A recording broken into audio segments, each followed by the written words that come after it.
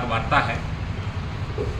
वो पत्रकार वार्ता हम लोगों ने आज, जिस तरह से आप लोगों ने देखा कि परसों मिलेट्स का एक कार्यक्रम शासन द्वारा रखा गया था, सरकार के द्वारा रखा गया था। मिलेट्स उत्सव के नाम पे ये कार्यक्रम रखा गया था। कार्यक्रम चूँकि सरकारी था, जिला प्रशासन द्वारा आयोजित किया गया था वो कार्यक्रम, और चूँकि सरकारी कार्यक्रम था तो उस सरकारी कार्यक्रम में जो निर्वाचित जनप्रतिनिधि हैं, वो जनप्रतिनिधि किसी भी पद पे हो, छोटा प्रतिनिधि हो चाहे बड़ा प्रतिनिधि हो, सारे जनप्रतिनिधियों को जिला प्रशासन द्वारा आमंत्रित किया गया। लेकिन आमंत्रित किस तरह से किया गया उसका एक छोटा सा उदाहरण ये आपके सामने है। कार्यक्रम जिला प्रशासन ने ये सबको निमंत्रण पत्र दिया है, सारे विधायकों को, हम सारे विधायक हैं और सारे जनप्रतिनिधियों को इस तरह का उन्होंने इस कार्यक्रम का निमंत्रण भेजा। और इस कार्यक्रम में उन्होंने जो समय लिखा है वो 11 बजे का लिखा है। 11 बजे का कार्यक्रम हम लोगों को दिया गया।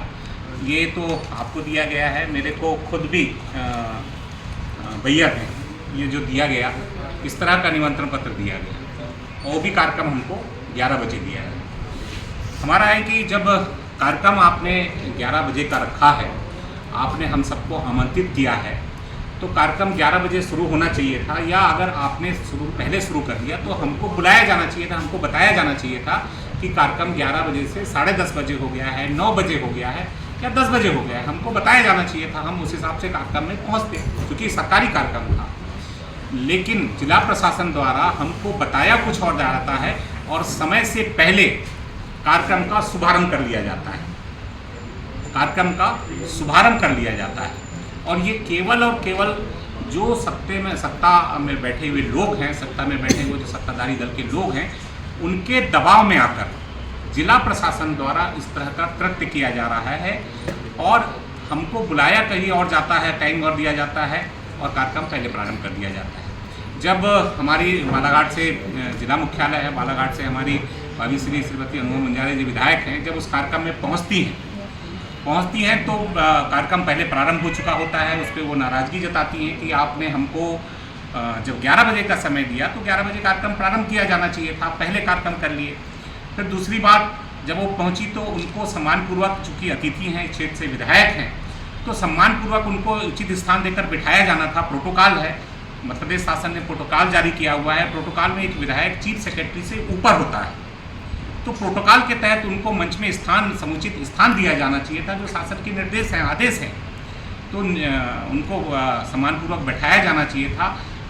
ना बैठाते हुए जिला प्रशासन उनको एक तरफ कुर्सी लगा के बिठाला जा रहा था जिला प्रशासन के द्वारा। तो इस तरह का कृत्य जिला प्रशासन द्वारा ये पहली बार नहीं किया जा रहा है, ये बार बार दोहराया जाता है।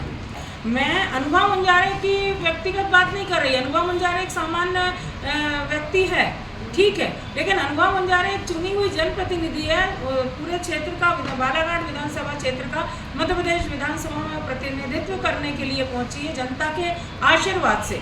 तो वो तो जनता के सम्मान की बात कर रही है ना। वहाँ पर जब मैं देख रही हूँ तो फ्रंट लाइन में सारे के सारे जनप्रतिनिधियों के साथ साथ सारे भाजपा के लोग बैठे हुए थे, जो आज की तारीख में कुछ भी नहीं है, जिनके पास ना कोई पद है, ना कोई वो चुनाव में कोई उनकी भूमिका है, ना कुछ नहीं है, वो सारे कब्जा किए हुए बैठे हैं। एसडीएम मुझे बिल्कुल मजबूर हालात में नजर आ रहे हैं। उनको समझ नहीं आ रहा कि मैं भाजपा के किस कार्यकर्ता को हटाऊं। उनको तो ऐसा लगा था मधुमक्खी के छत्ते में कहीं हाथ लगाऊंगा तो डंक ना मार दे, ये स्थिति थी। तो मुझे देख के 2 महिलाएं खड़ी हुई, उनको लगा कि शायद हम थोड़ा सम्मान दे दें। तो मैंने कहा आप क्यों उठेंगे, आप भी वीआईपी, जब ये सारे वीआईपी, आप भी वीआईपी, आप क्यों उठेंगे, आप बैठिए। और मुझे फिर साइड में प्लास्टिक चेयर लगा के बैठना पड़ी, आपने जैसे कि देखा। तो ये एक तरह से मेरा नहीं, मेरे क्षेत्र की जनता का, लोकतंत्र का अपमान है। और इसी बात से मैंने नाराज़गी व्यक्त की। एक तो समय के पूर्व आपने कार्यक्रम शुरू कर लिया और ये लगातार 4थी बार मेरे साथ हुआ है। जैसे ही निर्वाचन हमारा हुआ, पहला जब राष्ट्रीय पर्व आया 26 जनवरी, तब भी मैं जब स्टेडियम पहुंची, वहाँ पे हमारी चेयर कुर्सियों का अता पता नहीं था। हमारी नाम पट्टिका कहीं रखी हुई थी, हमारी कुर्सियों में बैठे थे पूरे भाजपा के लोग। मजबूरन, क्योंकि राष्ट्रीय कार्यक्रम था, उसमें किसी तरह व्यवधान ना आए करके मैंने सम्मान रखते हुए राष्ट्रीय कार्यक्रम को मैं किनारे की चेयर में जाकर उस दिन भी मैं खामोशी से बैठ गई। उसके बाद फिर अभी आपने देखा होगा हमारे जो कॉलेज जटाशंकर त्रिवेदी कॉलेज, इसको अभी एक्सीलेंस कॉलेज बनाया गया, प्रधानमंत्री एक्सीलेंस कॉलेज की इनको मिला है दर्जा। उस दिन भी ऐसे ही हुआ। मैं कार्यक्रम की अध्यक्ष हूँ, कार्यक्रम के मुख्य अतिथि सांसद महोदय, लेकिन मेरे पहुँचे बगैर ही एक्सीलेंस कॉलेज का फीता कट गया, उद्घाटन हो गया, वाचनालय का उद्घाटन हो गया। जब मैं पहुँची तो ये मंची कार्यक्रम इन लोग शुरू करने वाले थे। उस दिन भी मैं एक तरह से अपमान का घूंट पी कर खामोश रही कि ठीक है, शासकीय कार्यक्रम में मैं खामोश रहूँ। तीसरी बार मेरे साथ हुआ अभी 15 अगस्त को।